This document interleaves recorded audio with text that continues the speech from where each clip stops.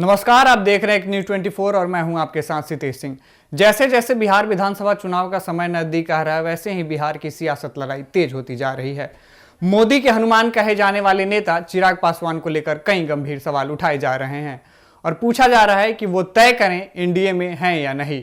पूर्व बाहुबली सांसद आनंद मोहन के और शिवहर के विधायक चेतन आनंद ने हाल ही में हुए बिहार उपचुनाव से जोड़ते हुए गंभीर सवाल खड़े किए। साथ ही उन्होंने सोशल मीडिया पर पोस्ट शेयर करते हुए कहा कि सच में अब वह समय आ गया कि चिराग जी को यह स्पष्ट करना है कि वो एनडीए में हैं भी या नहीं। मांझी खाली एनडीए की सिर्फ एक सीट थी, इमामगंज, जहां एनडीए की सबसे ज्यादा प्रतिष्ठा फंसी थी, जहां दीपा मांझी के सामने जितेंद्र पासवान खड़े थे और वहां 37,000 वोट ले आते। मांझी खाली एनडीए की जहां एक सीट थी, इमामगंज जहां एनडीए की सबसे ज्यादा प्रतिष्ठा फंसी थी, जहां दीपा मांझी के सामने जितेंद्र पासवान खड़े थे और वहां 37,000 वोट ले आते।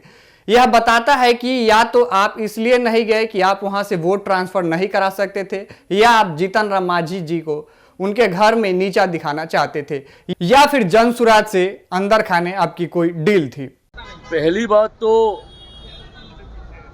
वो किसी राजनीतिक सक्रिय राजनीति से वो जुड़े हुए नहीं हैं।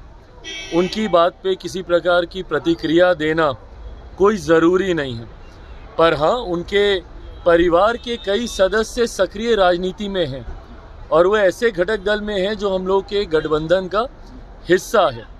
ऐसे में सुझाव बस इतना देंगे, जिनका आप जिक्र कर रहे हैं वो हमारे मुख्यमंत्री जी की कृपा पर जेल से वो बाहर आए हैं और किस संगीन आरोप में वो जेल के अंदर थे।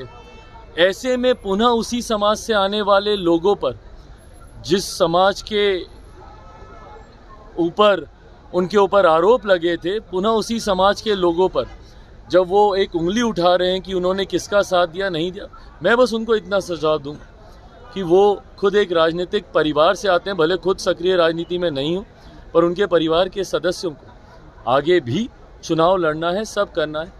ऐसे नाम लेकर पासवानों के ऊपर इस तरीके से उंगली उठाना, पासवान समाज के ऊपर इस तरीके से उंगली उठाना, मुझे नहीं लगता कि गठबंधन में, क्योंकि उनके परिवार के सदस्य हैं, ये उचित है।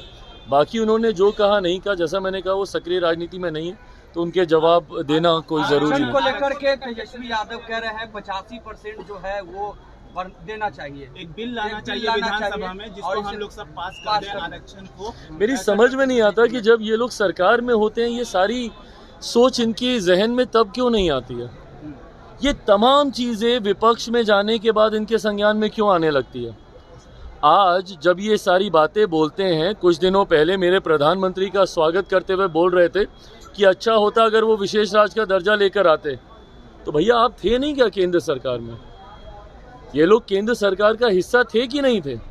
और उस वक्त तो नीति आयोग होता था, आज की तारीख में जो प्लानिंग कमीशन उस वक्त प्लानिंग कमीशन होता था, आज की तारीख में जो नीति आयोग है, तो उस वक्त तो ऐसे सहज प्रावधान भी थे।